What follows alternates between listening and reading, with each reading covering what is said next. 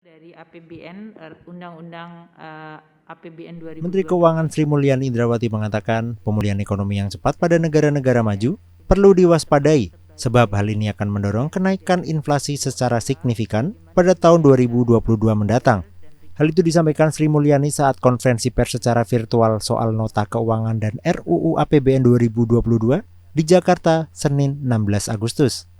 Lonjakan inflasi perlu diwaspadai mengingat Amerika Serikat saat ini mengalami inflasi mencapai 4% yang berimplikasi terhadap percepatan normalisasi kebijakan moneter.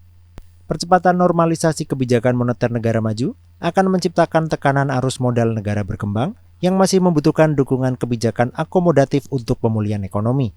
Di inflasi negara berkembang relatif masih stabil, tapi ini juga nanti subject to path pemulihan ekonomi.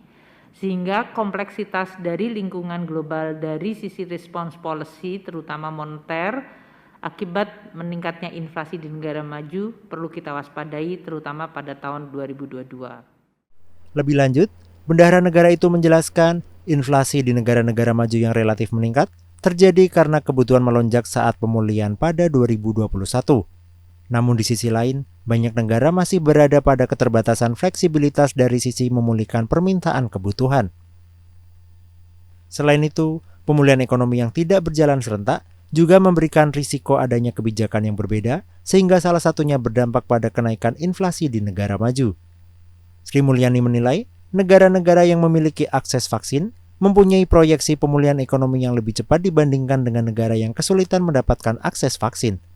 Hal ini akan memperburuk proses pemulihan ekonomi yang tidak merata.